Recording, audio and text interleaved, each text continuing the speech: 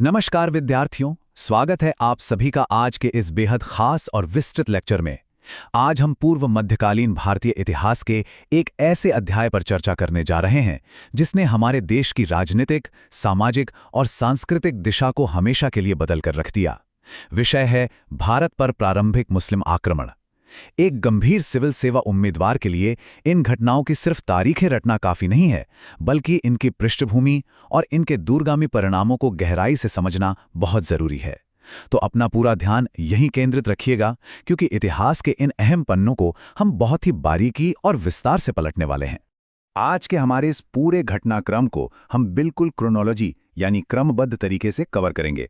हम बात करेंगे इस्लाम के उदय की, फिर समझेंगे सिंध पर अरबों का आक्रमण, उसके बाद महमूद गजनवी के भयानक अभियान और उसके दरबार के विद्वान, फिर हम मोहम्मद गोरी, तराइन के युद्ध और अंत में कुतुबुद्दीन ऐबक और बख्तियार खिलजी तक की पूरी यात्रा तय करेंगे। शुरू करने से पहले आप सभी के लिए एक महत्वपूर्ण सूचना। असेंड प्रोग्राम यूपीपीसीएस 2026 यूपीपीसीएस 2026 की तैयारी को आसान, व्यवस्थित और परिणामोन्मुख बनाने के लिए असेंड प्रोग्राम तैयार किया गया है। प्रीमियम इन्फोग्राफिक्स नोट्स की हार्ड कॉपी आपके घर तक भेजी जाएगी। टेलीग्राम ग्रुप में प्रतिदिन पढ़ने के लिए पेज टारगेट दिया जाएगा। शाम को उसी टॉपिक पर एमसीक्यूज एवं प्रैक्टिस प्रश्न उपलब्ध कराए जाएंगे। मासिक करंट अफेयर्स पीडीएफ प्रदान की जाएगी। जीएस एवं सिविल सर्विसेज एप्टीट्यूड टेस्ट की संपूर्ण टेस्ट सीरीज उपलब्ध होगी। नियमित मार्गदर्शन एवं अकाउंटेबिलिटी सिस्टम के माध्यम से आपकी तैयारी को ट्रैक किया जाएगा। सभी विषयों की फ्री वीडियो क्लासेस यूट्यूब पर उपलब्ध रहेंगी। यदि आप ASCE प्रोग्राम ज्वाइन करना चाहते हैं तो हमारी वेबसाइट पर विजिट करें www.uppcsinsights.com। अब आइए आज की कक्षा को विस्तार से शुरू करते हैं। भारत पर होने वाले बाहरी आक्रमणों की इस पूरी श्रृंखला को गहराई से समझने के लिए हमें थोड़ा पीछे जाना होगा और भौगोलिक पृष्ठभूमि को समझना होगा। सऊदी अरब में एक बहुत ही मशहूर और पवित्र जगह है मक्का।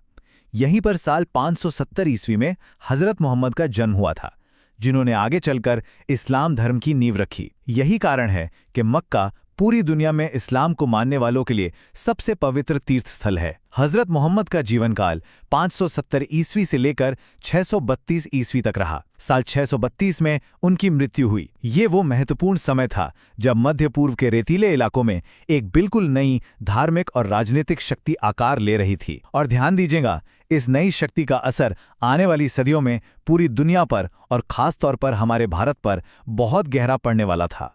अब आक्रमणों के मुख्य इतिहास में उतरने से पहले एक बहुत ही रोचक सवाल पर बात करते हैं, जो परीक्षा के दृष्टिकोण से भी अहम है। हमारे इस महान देश का नाम भारत आखिर पड़ा कैसे? इसके पीछे कई अलग अलग ऐतिहासिक और पौराणिक मान्यताएं हैं। सबसे पहले अगर हम प्राचीन ग्रंथ ऋग्वेद को देखें तो उसमें एक भरत नाम के कबीले का स्पष्ट जिक्र मिलता है, जिसके नाम पर इस भूभाग का नाम भारत पड़ा। दूसरी तरफ हमारी पुरानी कथाएं कहती हैं कि शूरवीर राजा दुष्यंत के प्रतापी पुत्र भरत के नाम पर यह नामकरण हुआ। लेकिन जैन धर्म के विद्वानों का नजरिया यहाँ बिल्कुल अलग है। उनका मानना है कि पहले तीर्थंकर भगवान ऋषभदेव के सबसे बड़े बेटे भरत के नाम पर इस देश को भारत कहा गया। अब एक और बहुत ही काम की बात, हम अक्सर हिंदू, हिंदुस्तान या इंडिया जैसे शब्दों का इस्तेमाल करते हैं, पर यह आए कहाँ से? दरअसल यहाँ के लोगों के लिए हिंदू शब्द का सबसे पहला इस्तेमाल अरब के लोगों ने किया था, जो कि सिंधु नदी के नाम का ही एक अपभ्रंश है। इसी तरह ईरानियों ने हमें हिंदुस्तान कहा और यूनान यानी ग्रीस के लोगों ने इसे इंडिया का नाम दिया। यानी हमारी ये पहचान विश्व के साथ हमारे ऐतिहासिक और व्यापारिक संपर्कों का ही एक सीधा परिणाम थी। इस ऐतिहासिक पृष्ठभूमि को समझने के बाद अब आते हैं आक्रमणों के असली दौर पर। इराक से लेके फारस होते हुए सिंध तक का जो रास्ता है, अगर हम उसे देखें तो विस्तार की ये पूरी रणनीति एकदम साफ हो जाती है। इराक के एक बेहद महत्वाकांक्षी शासक अल हज्जाज ने भारत के सिंध प्रांत पर अपनी नजर गड़ाई। लेकिन एक बात ध्यान रखिएगा, ये कोई रातों रात हुआ हमला नहीं था। मोहम्मद बिन कासिम के आने से पहले उबायदुल्लाह के नेतृत्व में भी अरबों का एक दल भारत भेजा गया था, पर वो प्रयास पूरी तरह विफल रहा और उबायदुल्लाह मारा गया। इस नाकामी के बाद अल हज्जाज ने पूरी तैयारी के साथ मोहम्मद बिन कासिम को सिंध पर आक्रमण करने के लिए भेजा। और फिर साल 712 ईस्वी में मुसलमानों का भारत पर पहला सफल हमला हुआ। उस वक्त सिंध पर भारतीय राजा दाहिर का शासन था। दोनों सेनाओं के बीच बहुत भीषण युद्ध हुआ, जिसके परिणाम स्वरूप अरबों ने साल 712 में सिंध को अपने कब्जे में ले लिया। अब परीक्षा के नजरिए से एक बहुत जरूरी सवाल, अरबों की सिंध विजय की सबसे प्रामाणिक जानकारी हमें कहां से मिलती है? इसका प्राथमिक स्रोत है चचनामा नाम की एक बेहद मशहूर फारसी किताब। इसे बिल्कुल मत भूलिएगा, ये सिविल सेवा परीक्षाओं का एक बहुत ही पसंदीदा तथ्य रहा है। सिंध के बाद भारतीय इतिहास एक बेहद उथल-पुथल वाले दौर में प्रवेश करता है। यह दौर जुड़ा है गजनी वंश और उसके सबसे खूंखार आक्रांता महमूद गजनवी से। गजनी वंश, जिसे हम इतिहास में यामिनी वंश के नाम से भी जानते हैं, इसकी नींव अल्पतगीन नाम के शख्स ने रखी थी और गजनी को अपनी राजधानी बनाया था। फिर साल 998 में महमूद गजनवी गद्दी पर बैठा। प्रसिद्ध विद्वान सर हेनरी इलियट के अनुसार गजनवी ने भारत पर एक दो नहीं पूरे 17 बार भयानक हमले किए। ये सारे हमले साल 999 से 1027 के बीच हुए। यहाँ ये समझना बहुत जरूरी है कि इन हमलों का मकसद भारत में कोई स्थायी साम्राज्य बसाना बिल्कुल नहीं था। उसका एक ही लक्ष्य था, भारत की अपार धन संपदा को लूटना। इसका सबसे दर्दनाक उदाहरण है सोमनाथ मंदिर की लूट। गुजरात के राजा भीमदेव प्रथम के समय में साल 1025-26 के आसपास गजनवी ने सोमनाथ मंदिर को बहुत बेरहमी से लूटा। लेकिन इसका मतलब ये नहीं कि भारतीय राजाओं ने कोई प्रतिरोध नहीं किया। साल 1019-20 में जब गजनवी ने चंदेल राजाओं पर हमला किया, तो उस समय के सबसे ताकतवर राजा विद्याधर ने अकेले डटकर इस आक्रांता का सामना किया और उसे रोका। गजनवी के इन अभियानों से बगदाद का खलीफा अल कादिर बिल्लाह इतना खुश हुआ कि उसने गजनवी को यमीन-उद-दौला और आमीनुल मिल्लाह जैसी बड़ी-बड़ी उपाधियां दे डालीं। यकीनन महमूद गजनवी भारत के लिए एक निर्मम लुटेरा था, लेकिन इतिहास हमें सिक्के का दूसरा पहलू भी दिखाता है। वह खुद पढ़ा लिखा था और विद्वानों कलाकारों की बहुत कद्र करता था। उसने अपने गजनी के दरबार में उस समय के दुनिया के सबसे बड़े विद्वानों को इकट्ठा कर रखा था। कला और साहित्य का ये संरक्षण परीक्षा के लिए बहुत ही हाई यील्ड टॉपिक है। उसके दरबार के कुछ प्रमुख नाम आपको बिल्कुल कंठस्थ होने चाहिए। सबसे पहले उत्बी, जो महमूद का आधिकारिक दरबारी इतिहासकार था। उत्बी ने किताबुल यामिनी या तारीख़ यामिनी लिखी। दूसरे बड़े विद्वान थे फिरदौसी, जिन्होंने विश्व प्रसिद्ध शाहनामा की रचना की। फिरदौसी इतने महान कवि थे कि उन्हें पूर्व का होमर कहा जाता है। एक और बहुत महत्वपूर्ण नाम है फरिश्ता का। उन्होंने तारीख़ फरिश्ता, या जिसे गुलशने इब्राहिमी भी कहते हैं, वह लिखी। दिलचस्प बात यह है कि फरिश्ता ने यह किताब बीजापुर के राजा इब्राहिम आदिल शाह द्वितीय को समर्पित की थी। इन दिग्गजों के अलावा दरबार में तारीख़ सुबुक्तगीन के लेखक बैहकी भी थे, जिन्हें मशहूर इतिहासकार लेनपूल ने पूर्वी पेब्स का नाम दिया है। साथ ही उजारी, तुसी, उनसूरी, अजज़दी और फारूकी जैसे महान विद्वान भी उसके दरबार की शोभा बढ़ाते थे। लेकिन इन तमाम विद्वानों में अगर किसी एक की बहुआयामी और विलक्षण प्रतिभा की सबसे ज्यादा बात होती है, तो वो है अल-बरूनी। 973 ईस्वी में ख्वारिज़्म में जन्मे अल-बरूनी 11वीं सदी में गजनवी के साथ ही भारत आए थे। वो कोई साधारण लेखक नहीं थे, बल्कि खगोल शास्त्र, भूगोल, गणित, औषधि विज्ञान और धर्मशास्त्र के बहुत बड़े ज्ञाता थे। परीक्षा के लिए ये फैक्ट बहुत ही अहम है कि अल-बरूनी पहले मुसलमान थे जिन्होंने हिंदू धर्म के पुराणों का इतनी गहराई से अध्ययन किया। उन्होंने किसी अनुवादक का सहारा नहीं लिया, बल्कि बाकायदा संस्कृत सीखी। उन्होंने ब्रह्मगुप्त, बलभद्र और वाराहमिहिर जैसे महान भारतीय विद्वानों को पढ़ा। अपनी बातों को प्रमाणित करने के लिए वो भगवद गीता और विष्णु पुराण का जमकर हवाला देते थे। उन्होंने अरबी भाषा में अपनी अमर कृति तहकीके हिंद या किताबुल हिंद लिखी, जो उस समय के भारतीय समाज की सबसे प्रामाणिक जानकारी देती है। इसी समय का एक और बहुत ही रोचक प्रशासनिक पहलू देखिए। महमूद गजनवी ने ऐसे चांदी के सिक्के चलाए जो बाइलिंगुअल यानी द्विभाषी थे। इन अनोखे सिक्कों के एक तरफ अरबी भाषा थी और दूसरी तरफ हमारी संस्कृत भाषाओं केरी गई थी। ये साफ दिखाता है कि कैसे विदेशी आक्रांता यहाँ शासन चलाने के लिए भाषाई समन्वय का चतुराई से प्रयोग कर रहे थे। गजनवी के जाने के कुछ दशकों बाद भारत पर आक्रमण का पूरा चरित्र ही बदल गया।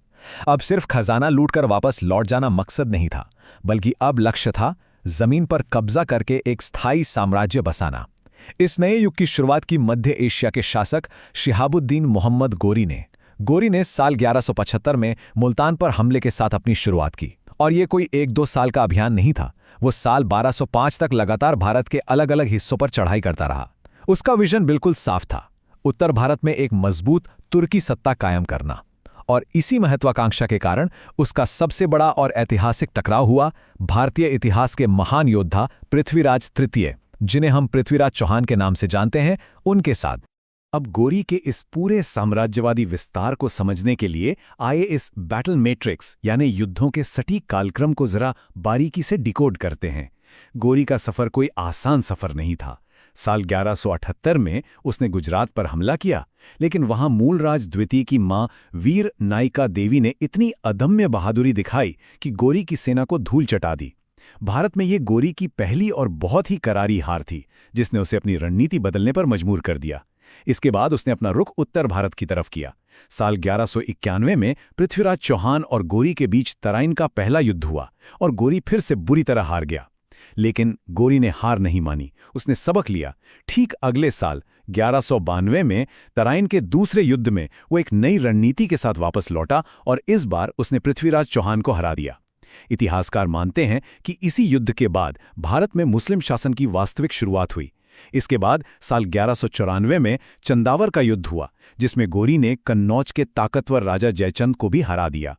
गोरी सिर्फ तलवार के जोर पर राज नहीं करना चाहता था, वो एक बेहद चतुर प्रशासक भी था। उसने भारतीय समाज को बिना अचानक ठेस पहुंचाए शासन चलाने की कोशिश की। इसका सबसे बड़ा सबूत हैं गोरी के सिक्के। मोहम्मद गोरी के सिक्कों पर एक तरफ हिंदू देवी लक्ष्मी की आकृति बनी थी और दूसरी तरफ अरबी में कलमा लिखा था। कूटनीति का यह एक शानदार उदाहरण है।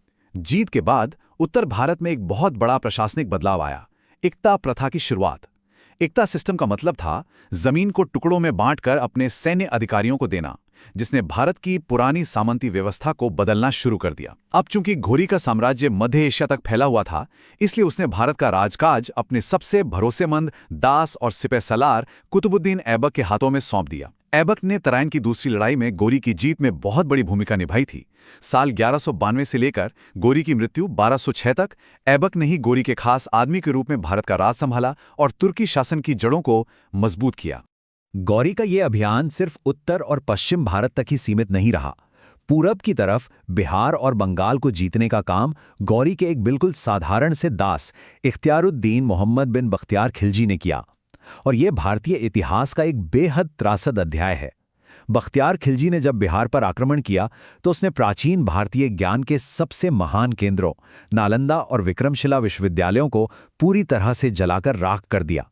ज्ञान और संस्कृति का जो भयानक नुकसान इस तबाही से हुआ, वो आज भी हमें सोचने पर मजबूर कर देता है।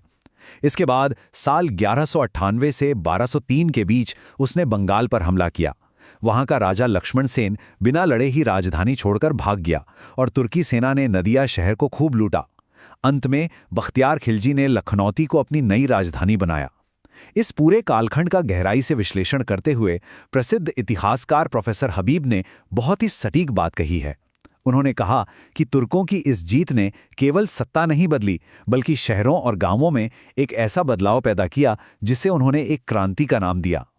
इन सभी घटनाओं को देखने के बाद अंत में एक बहुत बड़ा सवाल हमारे सामने खड़ा होता है। क्या तुर्कों की इस जीत ने केवल भारत के राजनीतिक नक्शे को बदला था, या फिर इसने सदियों पुरानी भारतीय सभ्यता और संस्कृति की आत्मा को ही हमेशा के लिए एक नया रूप दे दिया? इस गहरे विचार के साथ हमारा आज का ये विस्तृत विश्लेषण यहीं समाप्त होता है। खूब पढ़ाई करते रहें। धन्यवाद।